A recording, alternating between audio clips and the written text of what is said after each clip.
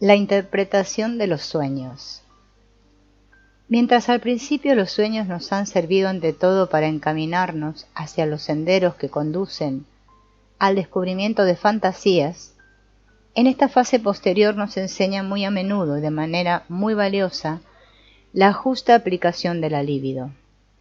Nuestro saber tiene enormes deudas contraídas para con Freud, quien nos brindó un enriquecimiento inmenso del mismo en cuanto a la determinación de los contenidos manifiestos de los sueños, mediante materiales históricos y tendencias desiderativas.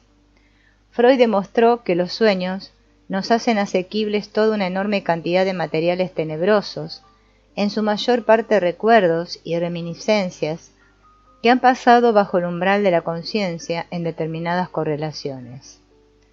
Siguiendo la inspiración de su método absolutamente historicista, Freud nos da ricas enseñanzas ante todo respecto al mismo análisis. A pesar del indiscutible gran valor de su criterio, no es lícito, sin embargo, colocarse única y exclusivamente en este punto de vista, puesto que el método unilateralmente historicista no tiene debidamente en cuenta el sentido teleológico de los sueños, puesto de relieve, sobre todo, por Adler y por Maeder. El pensar inconsciente quedaría muy insuficientemente caracterizado si sólo lo considerásemos desde el punto de vista de su determinación histórico personal. Para interpretar debidamente su significado es imprescindible tener también en cuenta su sentido teleológico. Si seguimos la historia del Parlamento inglés hasta llegar a sus comienzos, obtendremos sin duda una clarísima comprensión de su génesis y de la determinación de su forma actual. Sin embargo, con esto nada habremos dicho aún sobre su función prospectiva, es decir, sobre los problemas que debe resolver en la actualidad y en el futuro. Lo mismo puede decirse acerca de los sueños cuya función prospectiva había sido altamente valorada por las supersticiones de todas las épocas y de todos los pueblos. Habrá en ello mucha verdad, no hasta tal punto de atrevernos a atribuir a los sueños el valor profético, mas podemos suponer con mucha razón que entre sus materiales sublimales se encontrarán también aquellas combinaciones del futuro que han pasado por debajo del umbral de la inconsciencia precisamente por no haber alcanzado aún aquel grado de claridad que las habilitase para la plena luz de la conciencia. Con esto me refiero a aquellos presentimientos más o menos oscuros que poseemos a veces de lo porvenir y que en realidad no son otra cosa sino combinaciones muy finas, sublimales, cuyo valor objetivo no somos capaces de percibir. Con la ayuda de este componente final del sueño, quedan elaboradas las tendencias prospectivas del enfermo. De esta manera el convaleciente pasa, si esta labor nuestra se ve coronada por el éxito, de la fase del tratamiento y la relación semi-infantil de la transferencia, a una vida cuidadosamente preparada que él mismo se escogió y con la cual puede identificarse tras madura reflexión. Es muy comprensible que el método psicoanalítico no pueda servir nunca de aplicación policlínica y que por tanto deba confiarse siempre a manos de unos cuantos que a base de sus capacidades educativas y psicológicas congénitas proporcionen una aptitud especial y una peculiar alegría a su profesión. Como no todo médico es eo ipso un buen cirujano, tampoco es un buen émulo del psicoanalista. Por el carácter eminentemente psicológico de la labor psicoanalítica, será muy difícil monopolizarla exclusivamente en manos de los médicos. Tarde o temprano también las demás facultades universitarias se apoderarán del psicoanálisis, ya sea por motivos meramente prácticos, ya sea por intereses teóricos. Mientras la ciencia oficial intenta excluir el psicoanálisis como una mera estupidez de la discusión general, no nos puede extrañar que los que pertenecen a otras facultades se apoderen de esta materia antes que la medicina oficial. Esto ocurrirá tanto más cuanto más llegue a transformarse el psicoanálisis en un método psicológico general de investigación, así como en un principio heurístico de primera categoría en el dominio de las ciencias del espíritu. Es ante todo un mérito de la escuela de Zúrich el haber demostrado la aptitud del psicoanálisis como método de investigación en el dominio de las enfermedades mentales. La exploración psicoanalítica de la demencia precoz, por ejemplo, nos ha proporcionado los conocimientos más significativos de la contextura psicológica de tan extraña enfermedad mental. Nos llevaría demasiado lejos querer tratar aquí, detalladamente, de los resultados de estas investigaciones. La teoría de las determinaciones psicológicas dentro del marco de esta sola enfermedad es ya un sector de enorme extensión. Y si quisiéramos hablar hasta de los problemas simbólicos de la demencia precoz, tendríamos que aportar verdaderas montañas de materiales que nos sería imposible englobar en el marco modesto de la presente obra, la cual se propone tan solo una orientación general. El hecho de que el problema de la demencia precoz se haya complicado tan extraordinariamente débese a la irrupción de los nuevos problemas planteados según los puntos de vista del psicoanálisis. Irrupción realizada desde hace relativamente poco tiempo en el dominio de la mitología y de la ciencia comparada de las religiones, y que nos ha abierto un vasto mirador para contemplar el simbolismo etnohistórico. Para el conocedor del simbolismo del sueño y de la esquizofrenia, el paralelismo existente entre los símbolos individuales odiernos y los de la etnohistoria ha producido una impresión subyugadora. Es sobre todo impresionante el paralelismo que existe entre los símbolos étnicos y los de la esquizofrenia. En comparación de la psicología con el problema de la mitología, me imposibilita completamente para explicar aquí mis teorías acerca de la demencia precoz. También por motivos de otro orden me veo obligado a renunciar a exponer aquí detalladamente los resultados de la investigación psicoanalítica en el campo de la mitología y de la ciencia comparada de las religiones. Esto no sería posible sin la presentación de muy extensos materiales. El resultado principal de estas investigaciones es, en primer término, el reconocimiento de la existencia en un paralelismo profundísimo entre el simbolismo étnico y el individual. Las perspectivas que se nos abren en el campo de la psicología comparada de los pueblos no pueden conjeturarse aún en vista del estado actual del problema. Podemos decir por ahora que el conocimiento psicoanalítico de la naturaleza de los procesos subliminales de la conciencia puede esperar un gran enriquecimiento y una profundización gracias al estudio de la mitología. En cuanto a la esencia íntima del psicoanálisis, he tenido que limitarme en el curso de esta exposición a esbozar los rasgos más generales. La explicación detallada del método y de la teoría hubiera requerido un material de casos tan inmenso que hubiera sido preferible sacrificar la visión de conjunto. Sin embargo, para permitir una ojeada sobre los procesos concretos que se realizan en un psicoanálisis, me he decidido a reproducir aquí el curso muy breve del análisis de una niña de 11 años. El tratamiento analítico de este caso se ha llevado a cabo por mi asistenta, la señorita Moltzer. He de observar de antemano que este caso no es característico, ni por la duración, ni por el curso habitual, para el psicoanálisis corriente. Por otra parte, un individuo no podrá nunca ser tomado como algo típico.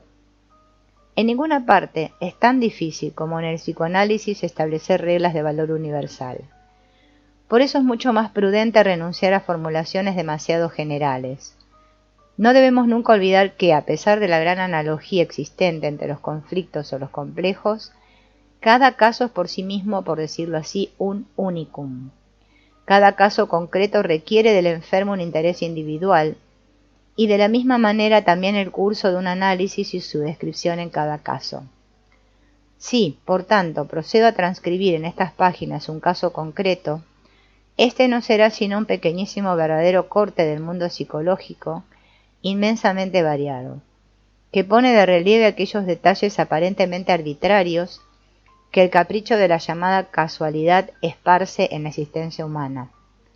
No tengo la intención de suprimir ningún detalle, por pequeño que sea, si presenta interés psicoanalítico, puesto que no quiero suscitar la impresión de que el psicoanálisis es un método articulado en la armazón de fórmulas rígidas. La necesidad científica del investigador intenta siempre, por cierto, establecer reglas y categorías en las que se deje captar el principio de la vida. Por el contrario, el médico y el observador deben dejar que influya sobre ellos, libre de toda fórmula, la viva realidad en toda su limitada riqueza, desprovista de leyes fijas. Así pues también yo me esforzaré en exponer aquí el caso de la niña de 11 años con toda la debida naturalidad, y confío que lograré demostrar al lector cuán diferentemente de lo que se podría suponer se desarrolla un análisis si no se conocen más que las meras premisas científicas de nuestro método. Análisis de una niña de 11 años.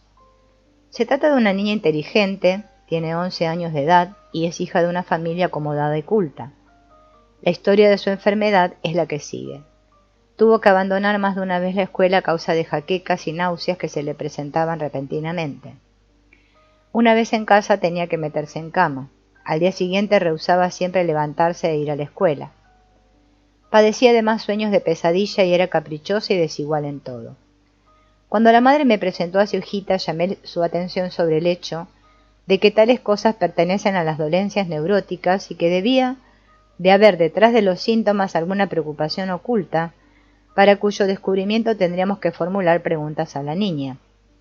Esta suposición mía no era una construcción arbitraria y gratuita, puesto que todo observador objetivo sabe que cuando un niño se muestra inquieto y malhumorado, está torturado por algo que le resulta desagradable.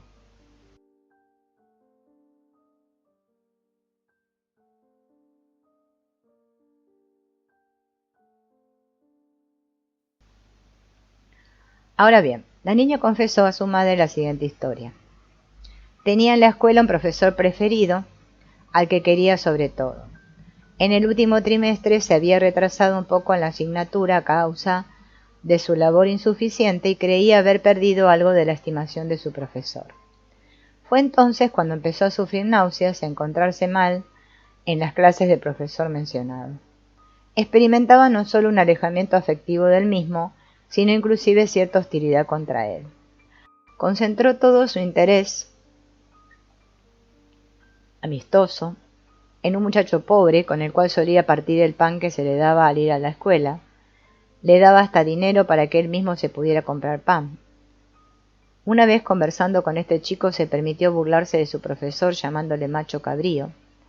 El muchacho intimó cada vez más con ella y se creyó en el derecho de percibir de ella un tributo continuo en forma de un pequeño regalo numerario. Fue entonces cuando le vino el temor de que aquel muchacho podría delatarla ante el profesor comunicándole que se había burlado de él llamándole macho cabrío. Ofreció pues 2 marcos al joven si le permitía no decir nunca aquello al profesor. Desde aquel día el muchacho se dedicó a ejercer un verdadero chantaje contra la niña, le exigía su dinero amenazándola y la perseguía en su camino hacia la escuela con exigencias cada vez mayores. No es de extrañar que la pequeña desesperara. Las náuseas estaban en estrecha relación con esta historia. Una vez acabada la confesión de la niña, no se produjo aún la correspondiente tranquilidad que se hubiera podido esperar.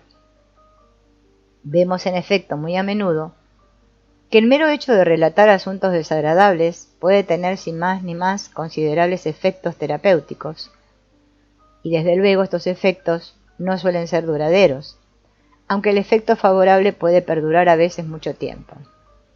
Una confesión como la que acabamos de relatar está, naturalmente, muy lejos de ser un análisis. Sin embargo, existen hoy muy numerosos médicos neurólogos que creen que un análisis no consiste sino en una anamnesis o una confesión un poco amplias. Poco tiempo después la niña tuvo un violento ataque de tos, por lo cual dejó de ir durante todo el día a la escuela. Al día siguiente empezó a encontrarse bien. Al tercer día prodújose otra vez un violento ataque de tos, con dolores en el costado izquierdo, fiebre y náuseas. Se le tomó la temperatura sin que pudiera haber engaño y dio por resultado 39,4. el médico de la familia urgentemente fue llamado porque temía una neumonía. Sin embargo, al día siguiente volvía a desaparecer todo otra vez y la pequeña enferma se encontraba perfectamente bien, no teniendo la más leve huella de fiebre o de náuseas. Solo lloraba y no quería levantarse y se quedaba en la cama. En la primera sesión la niña se mostró temerosa e inhibida, con una sonrisa forzada y un tanto desagradable en los labios. La señorita que la analizó le dio ante todo la oportunidad de hablar acerca de cómo se encontraba y contestó que en tal caso era magnífico porque se quedaba en la cama y que todos iban a visitarla. Además, se puede obtener de mamá que a uno le lea trozos de algún libro, especialmente de aquel en el que se encuentra la historia de un príncipe que está enfermo y que no se cura sino cuando le satisfacen en su deseo, consistente en que su amiguito, un chico pobre, pueda estar junto a él. Es manifiesta la relación existente entre este relato y el de su propia historia amorosa y el de su enfermedad. Se advierte a la niña esta analogía y al oírla se pone a llorar desesperadamente. Preferiría ir con los demás niños para jugar con ellos, si no se la escaparían para siempre. Inmediatamente se le concede lo que pide, se aleja corriendo, pero tras breves momentos vuelve otra vez un tanto cohibida. Entonces se le explica que no se fue por temer que sus compañeros y compañeras de juego pudieran escaparse, sino por mera resistencia. En la segunda sesión se muestra mucho menos tímida e inhibida. La conversación llega a tratar del maestro, la niña parece muy cohibida al hablar de él, y confiesa vergonzosamente: «Es que yo lo quiero mucho». Se le explica que por eso no debe tener vergüenza, al contrario, su amor es una garantía muy valiosa de que en las clases de él trabaje mejor que en las otras. «Entonces, ¿me permite quererlo?», pregunta la niña.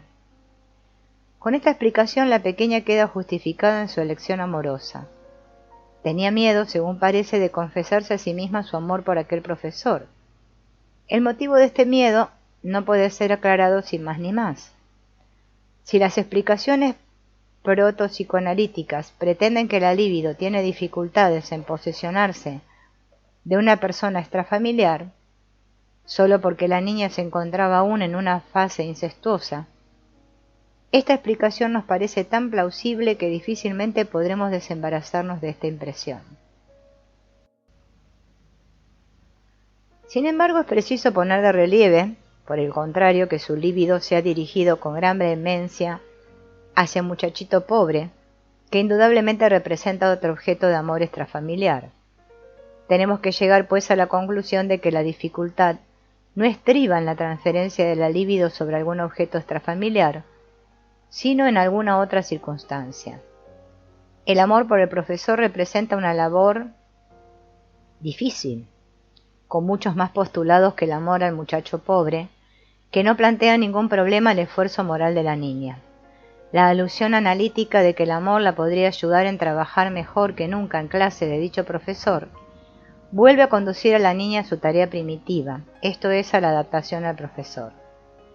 Cuando la libido retrocede ante una tarea necesaria, suele ser debido a la razón universalmente humana de la comodidad, propensión fuertemente desarrollada no solo en el niño,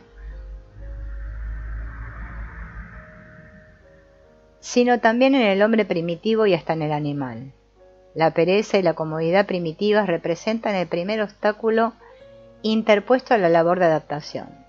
Si no se emplea en ella la libido, queda forzosamente estancada y realiza su obligada regresión hacia objetos o modos de adaptación anteriores. La recrudescencia tan sorprendente del complejo del incesto proviene de ahí.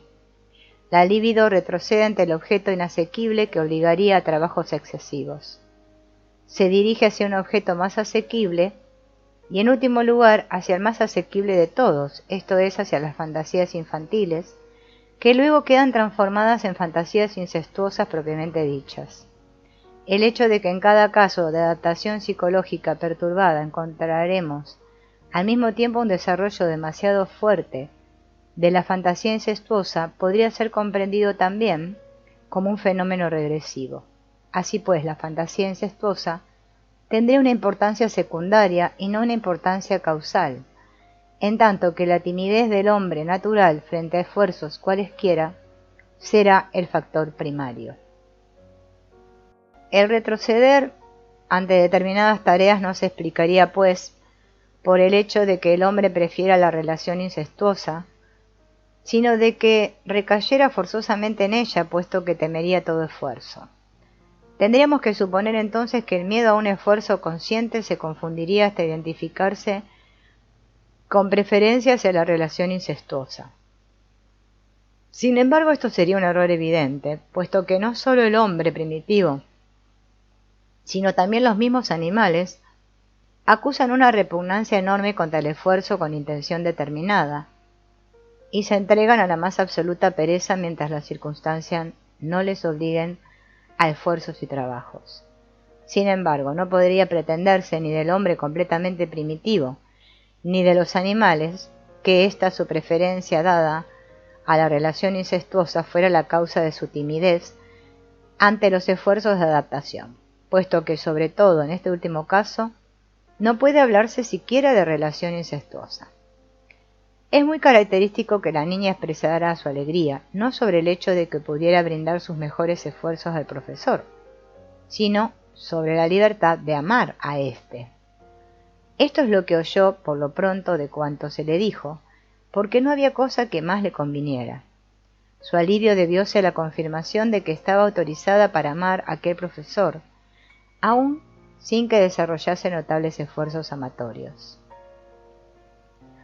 La conversación se desliza hacia la historia del chantaje, que la niña vuelve a explicar otra vez con muchos detalles.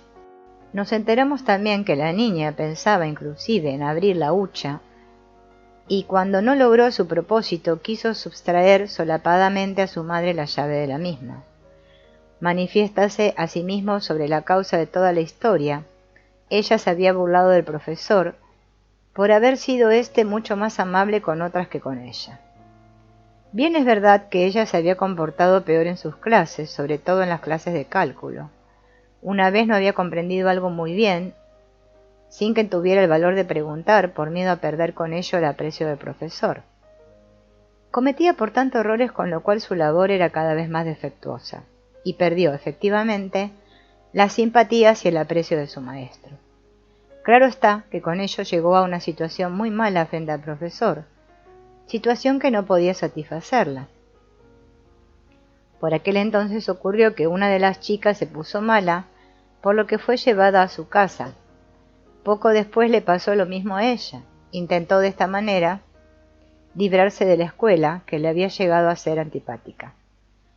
La pérdida del aprecio del profesor la llevó por un lado a mal hablar de él y por otro a la historia con el muchacho, que representaba una compensación manifiesta de la relación perdida con el profesor.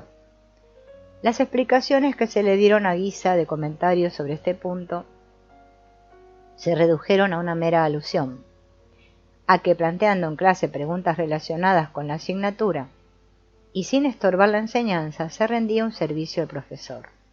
Puedo añadir que esta instrucción somera en el análisis tuvo excelentes consecuencias, puesto que desde entonces la niña en cuestión llegó a ser la mejor alumna y no ha vuelto a perder ninguna de las clases de aritmética. En la historia del chantaje vale la pena destacar el rasgo de la dependencia y de la compulsión.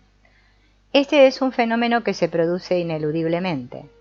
Tan pronto como la persona permite que la libido retroceda ante las tareas imprescindibles, ésta se hace autónoma y se propone, sin preocuparse, de las protestas del sujeto, sus propios objetivos, que persigue tenazmente. Es pues uno de los hechos más corrientes que una vida perezosa y desprovista de actividad quede inquietada en alto grado por una compulsión de la libido, esto es, por toda clase de miedos y de obligaciones involuntarias. La timidez y las supersticiones de numerosas tribus bárbaras nos brindan los mejores ejemplos de ello, a la par que la historia de nuestra civilización nos aporta abundante confirmación. Por la falta de empleo se llega a hacer de la libido una libido indómita. Sin embargo, es preciso que no se crea que hay posibilidad de asegurarse mediante esfuerzos exagerados durante mucho tiempo contra la compulsión a la libido.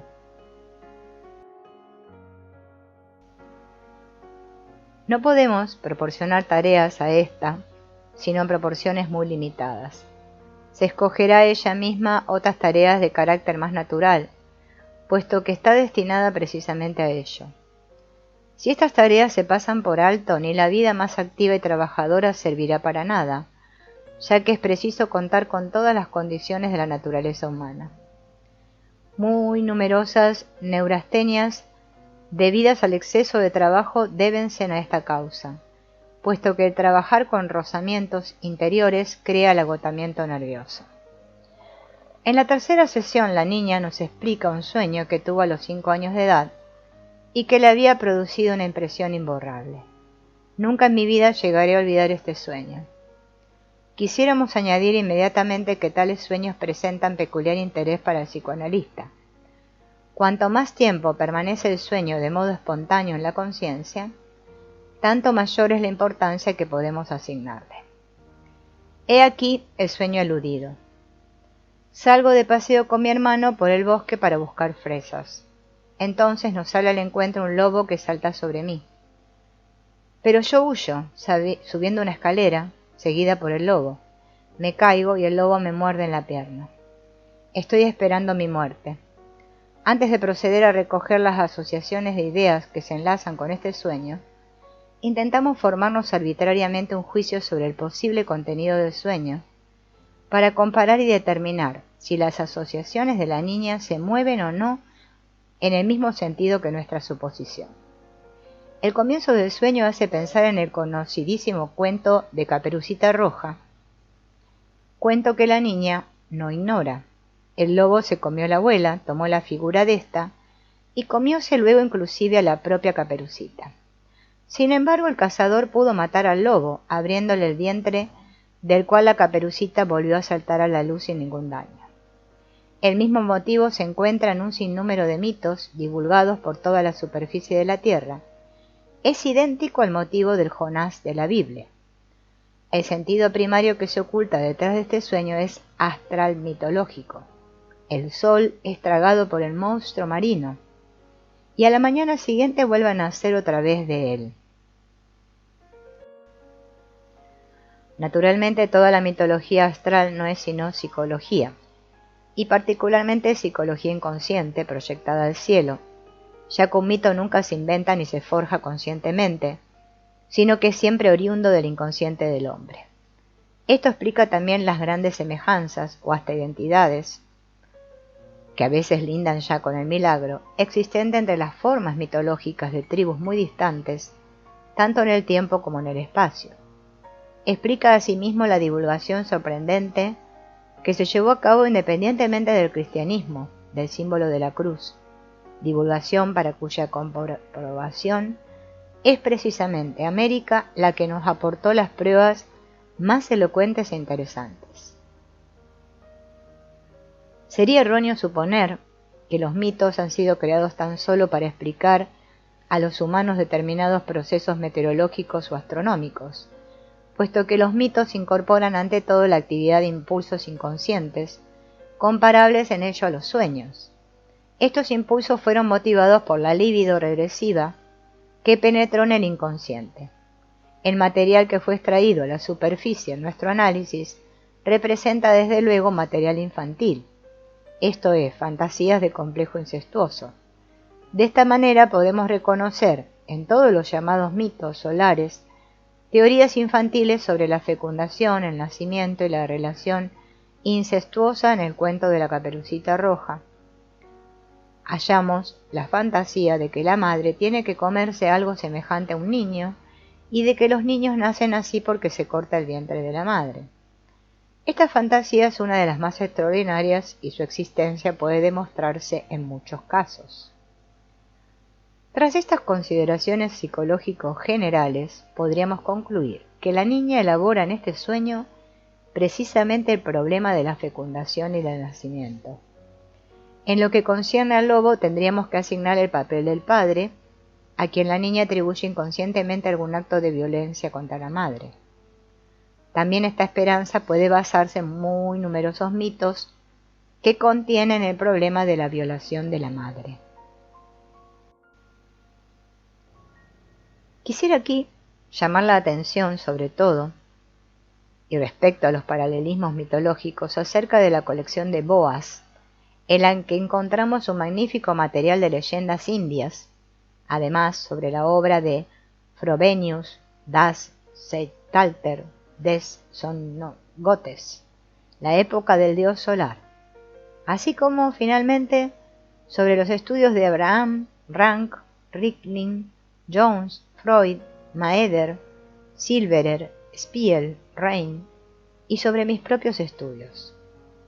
Tras estas consideraciones completamente generales que acabo de hacer por causas meramente teóricas, en la práctica no se extiende sobre ellas, procederemos al examen de si la niña quiere comunicarnos algo mediante su sueño. Naturalmente invitamos ante todo a la niña que nos hable, desde luego sin hacerle presión en ningún sentido, del sueño relatado. Se detiene ante todo en el pequeño detalle del mordisco en la pierna y explica que una vez una mujer que tuvo un niño le había dicho que esto se le veía en la pierna, donde la cigüeña la había picado. Podemos comprobar, pues, un paralelismo completo entre nuestra interpretación y el curso de las asociaciones en la muchacha. La primera asociación que nos aporta la pequeña tiende hacia el problema que acabamos de sospechar. Sé muy bien, por cierto, que todos los innumerables casos que ya conocemos se van demostrando incapaces de sofocar la objeción de nuestros adversarios, consistente en afirmar que somos nosotros quienes sugerimos nuestras interpretaciones a nuestros enfermos. Así pues, tampoco este caso llegará a convencer a nadie que esté empeñado en atribuirnos las más graves faltas de inexperimentados aprendices, o hasta algo mucho peor, a saber, a culparnos de una falsificación intencionada. Después de presentar la niña esta primera asociación, se le plantea la pregunta: ¿qué idea se le presenta con motivo del lobo? Pienso en papá cuando está iracundo. También esta asociación concuerda enteramente con nuestras consideraciones teóricas. Se nos podría objetar que las consideraciones se han hecho única y exclusivamente con esta finalidad, y precisamente con miras a ello, y que por tanto no se le puede asignar ninguna clase de validez. Me parece que esta objeción es completamente superflua una vez se hayan adquirido los correspondientes conocimientos psicoanalíticos y mitológicos. Tan solo a base de un haber positivo, y no de otra manera, puede demostrarse la validez de una hipótesis. Vemos, pues, que en la primera asociación sustituyó al lobo por la cigüeña. La asociación con el lobo nos la trajo el padre. En el mito vulgar, la cigüeña es el padre, puesto que es él quien trae los niños. La contradicción aparentemente grande entre el cuento, en el cual el lobo representa a la madre, y el sueño, en donde es el padre, no tiene ninguna importancia para el sueño, por lo tanto se nos dispensará de dar una interpretación más detallada. En mi trabajo, ya repetidas veces mencionado, he explicado este problema de símbolos bisexuales. Sabido es que la leyenda de Rómulo y Remo llevó a elevar tanto al pájaro Picus como al lobo al rango de padres. El miedo ante el lobo, experimentado en el sueño, es pues idéntico al miedo ante el padre. Como nos comunica la niña, su miedo al padre se explica por el hecho de que éste es muy severo con ella. Una vez llegó a decirle que se suelen tener sueños de pesadilla cuando se ha cometido algún acto malo. Llegó pues la pequeña a preguntar un día a su padre: ¿pero qué acto malo comete mamá, que también tiene continuamente pesadillas? El padre le había pegado por haberse chupado el dedo, cosa que llegó a hacer a pesar de numerosísimas previsiones. ¿Sería tal vez este el acto malo que solía cometer? Sin duda no. puesto que chuparse los dedos es un hábito infantil algo anacrónico, que para su edad ya difícilmente podía tener interés alguno, y que servía sin duda más bien para molestar al padre, a fin de que él la castigara y pegara. Con esto quiere aliviar su conciencia de una serie de culpas inconfesadas y mucho más considerables, puesto que en el análisis se descubre que había seducido a toda una serie de chicas de su edad a la masturbación recíproca. Estas inclinaciones sexuales de la niña son la causa de que tema a su padre. Sin embargo, no debemos olvidar que tuvo su sueño a los 5 años de edad, cuando aún no se podía tratar de estos pecados. El detalle de las chicas no podía ser tomado, pues, sino como causa de su miedo actual ante el padre y no del miedo tenido en aquella época. No obstante, podíamos esperar que se tratase ya entonces de algo semejante, esto es, de algún deseo sexual inconsciente, en correspondencia con la psicología del acto prohibido antes mencionado, cuyo carácter y valoración moral es desde luego mucho más inconsciente en la niña que en el adulto. Para comprender lo que podía inducir a la niña a sus actos, tenemos que preguntarnos, ¿qué le había pasado a los 5 años de edad? Descubriremos que fue aquel el año en que nació su hermanito. Ya entonces, pues, le infundía miedo al padre. Las asociaciones de ideas antes examinadas nos dan por resultado una correlación indudable entre las inclinaciones sexuales y el miedo. El problema sexual, al que la naturaleza ha proporcionado positivo placer, se manifiesta en este sueño bajo una forma fóbica, aparentemente a causa del padre malévolo que personifica la educación moral. Por tanto, el sueño en cuestión representa un primer fenómeno impresionante del problema sexual, impulsado manifiestamente por la proximidad temporal del nacimiento del hermanito, ocasión con cuyo motivo suelen plantearse toda clase de problemas en los niños. Y ahora bien, puesto que el problema sexual está íntimamente enlazado con la historia de determinadas sensaciones de placer físico que la educación procura hacer desarraigar todo lo posible en los niños, esas sensaciones no pueden manifestarse, según todas las apariencias, sino bajo la capa encubridora del miedo por sentimientos de culpabilidad. Esta explicación, si bien parece plausible, es insuficiente a pesar de todo, a causa de su superficialidad. Aceptándola solo desplazamos la dificultad, achacándola a la educación moral y emitiendo la hipótesis completamente gratuita de que la educación puede causar tales casos de neurosis. Procediendo de esta manera, no advertimos que también personas sin ningún rastro de educación moral suelen llegar a ser neuróticas y sufren de fobias morbosas. La ley moral no es además simplemente un mal contra el que tengamos que sublevarnos, sino un forzamiento producido por la necesidad más íntima del hombre. La ley moral no es otra cosa sino una manifestación exterior del afán congénito al hombre de oprimirse y dominarse a sí mismo. Este afán de domesticación y civilización se pierde en las lejanías más profundas, inexplorables y nebulosas de la historia evolutiva de la especie, y no puede, por tanto, ser concebido como consecuencia de algún imperativo que nos es impuesto desde fuera. Es el propio hombre quien se ha creado sus leyes, prestando oído a sus impulsos íntimos. Mal podríamos comprender, pues, las razones de la represión ansiosa del problema sexual en el niño, si no tuviéramos en cuenta más que las influencias morales de la educación.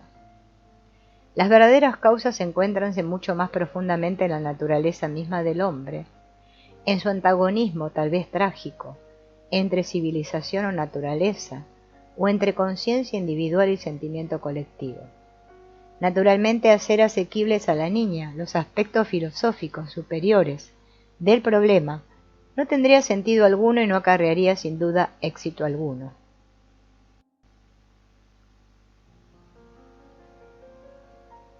Será suficiente por ahora que se le quite la idea de que Interesarse por el problema de la propagación de la vida representa algo malvado o malo.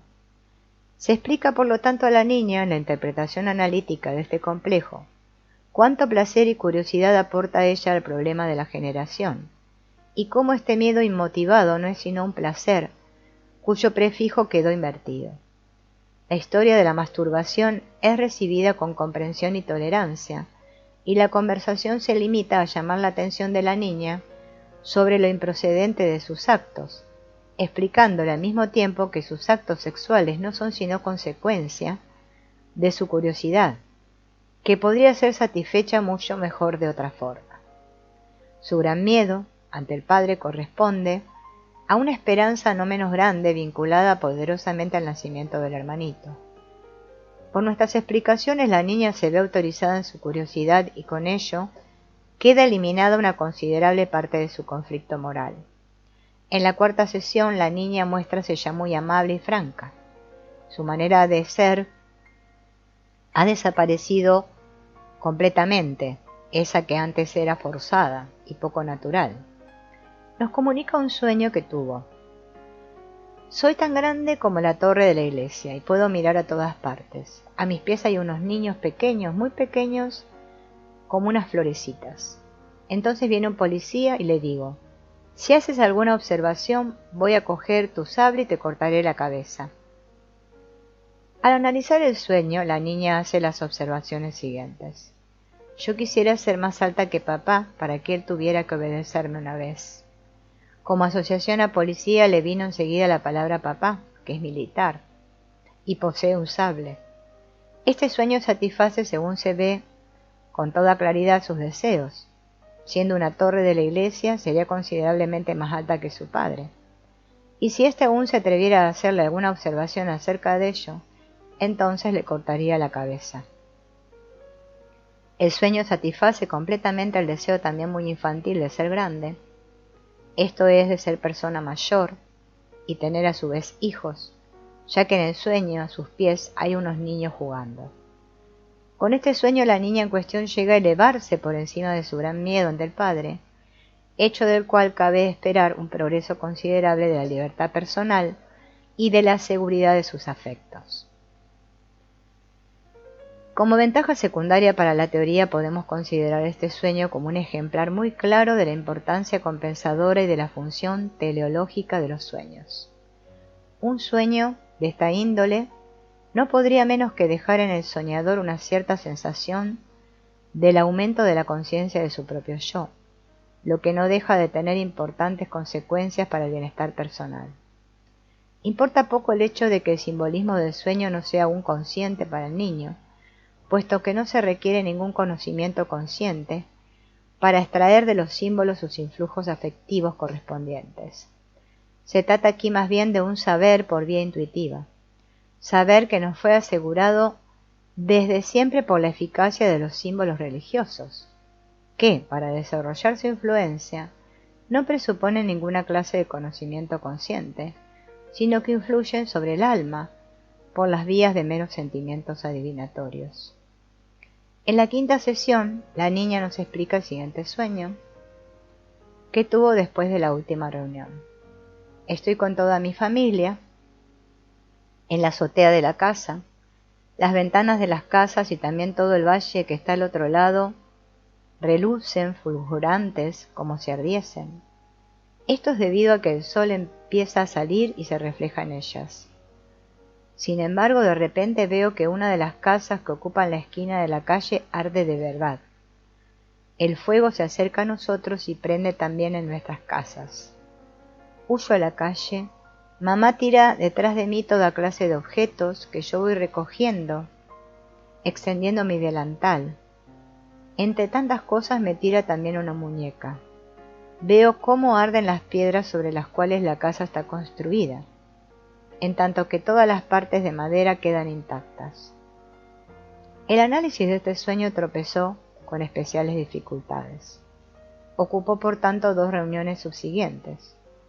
Me dejaría llevar muy lejos ni si quisiera explicar en el modesto marco de este estudio todos los materiales de este sueño y todo lo que sacó a la superficie. Me voy a limitar a lo más significativo. Las asociaciones decisivas para la comprensión del sueño no se presentaron sino al llegar al último detalle, de las piedras que arden y de la madera que queda intacta. En muchos casos, y sobre todo cuando se trata de sueños más bien largos, procedemos bien si destacamos las partes más llamativas, analizando primero estas. Eso es curioso, como en un cuento de hadas. Observa a la pequeña paciente y se le explica que hasta los cuentos suelen tener siempre un significado. Pero no serán todos los cuentos los que tengan un significado. Por ejemplo, aquel de la bella durmiente en el bosque. ¿Qué podría significar? La bella durmiente tuvo que esperar 100 años sumida en un sueño para quedar redimida. Solo quien superó con amor todos los obstáculos y penetró con valentía en el bosque pudo redimirla. Así es preciso muchas veces esperar largo tiempo para obtener lo que se anhela. Esta interpretación del cuento se adapta, por una parte, a la comprensión de la niña y por otra, está en perfecta armonía con la historia de este motivo de leyendas. La bella durmiente acusa muy manifiestas relaciones con un antiquísimo mito de primavera y de fecundidad, conteniendo al mismo tiempo un problema que parece tener hondo parentesco con la situación psicológica de una niña de 11 años un poco precoz.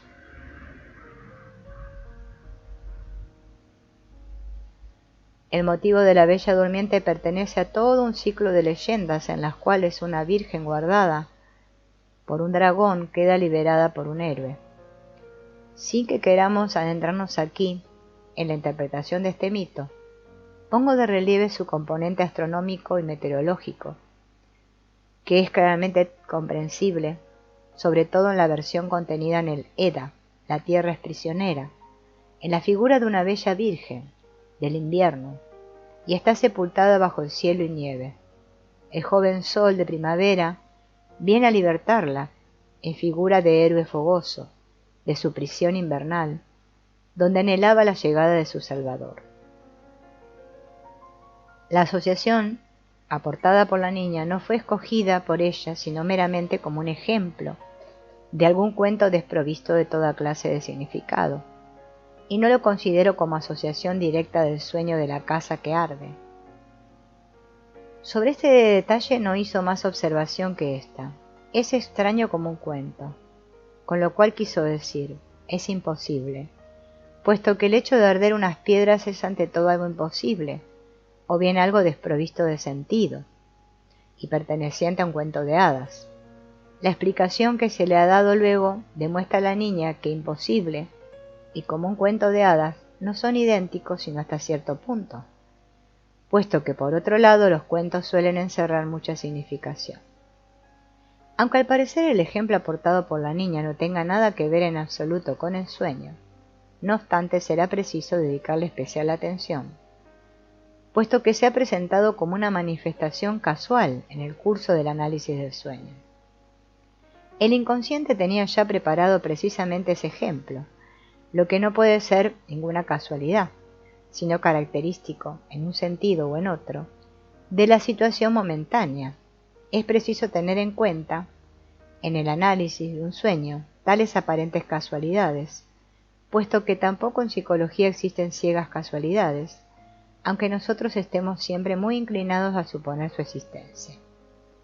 Nuestros críticos, sin embargo, para una persona que piense científicamente, solo existen relaciones causales y no causales. Tenemos que concluir, pues, a base precisamente del hecho de que la niña haya escogido el cuento de la bella durmiente, que tal hecho debe tener en la psicología de la niña en cuestión su motivo suficiente. Este motivo se llama símil o identificación parcial con la bella durmiente. La explicación del sentido de este cuento, que antes dimos a la niña, tuvo ya en cuenta de antemano esta conclusión. Sin embargo, ella no se mostró satisfecha por la explicación y perseveró en su criterio de que los sueños no tienen sentido alguno.